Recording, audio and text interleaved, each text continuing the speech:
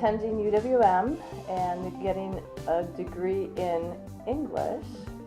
I spent a few years just kind of muddling around and got married, and my husband said, what do you really want to do with your life? And at that point I said, I've always really wanted to teach.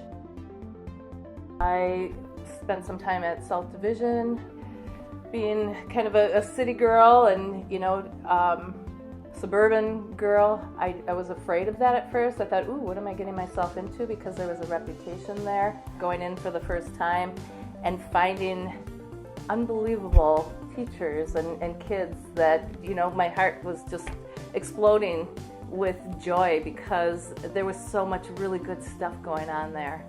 And it really made me realize this is exactly what I want to do. This is what I want to be involved in. It felt like there were just people who cared about kids.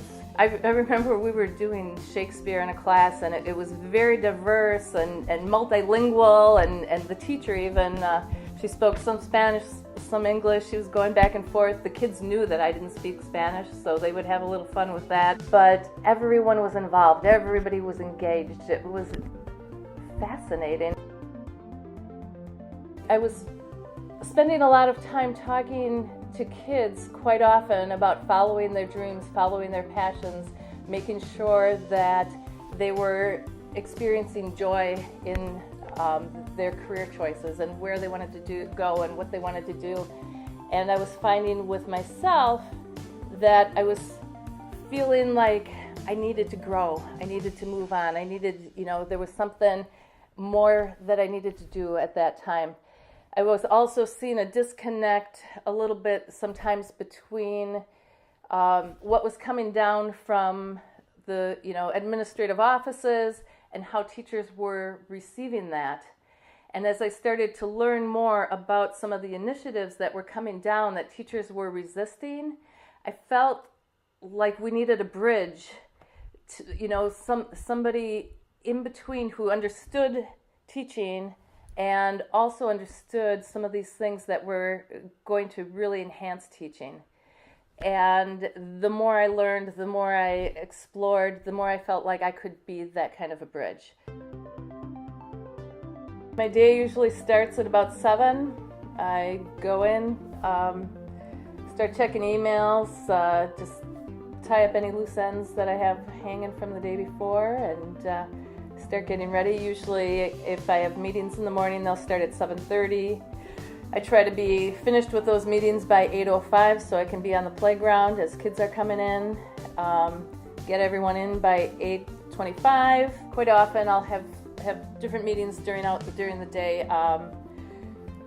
Might have IEP meetings or meetings with parents, sometimes meetings with teachers. I do observations of teachers with the Educator Effectiveness Project. I have a list of which teachers I need to see, informal evaluations, formal evaluations. At lunch, I'm usually in the cafeteria or out for recess on the playground. I really try to make that a good time to connect with kids. It's during recess and lunch hour that I really get to know them. Afternoons, it's usually more observations or meetings or, checking email and just making sure everything's in order.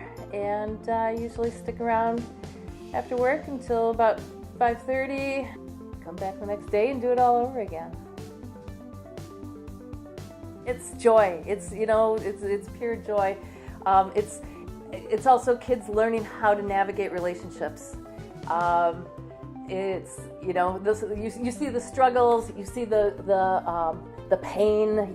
Sometimes the friendship things aren't working out, and developmentally you see kids at different stages. More than anything, I think that just kind of freewheeling, we are outside and we are just going for it is an amazing thing to watch. And kids want the adults in their lives to see what they're doing.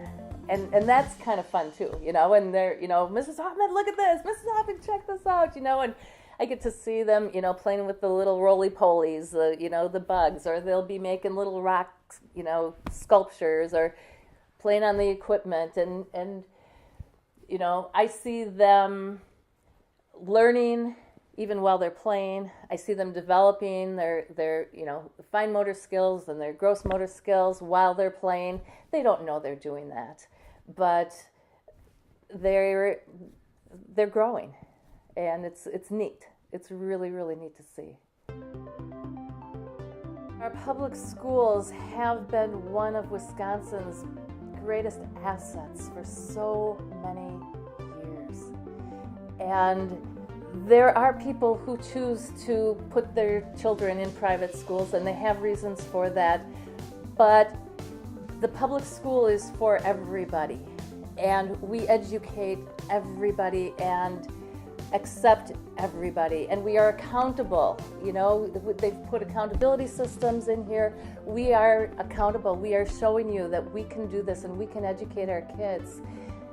We need to be funded, though. We need to be able to keep good teachers. We need to be able to keep our buildings open, clean, in good repair. We need to be funded.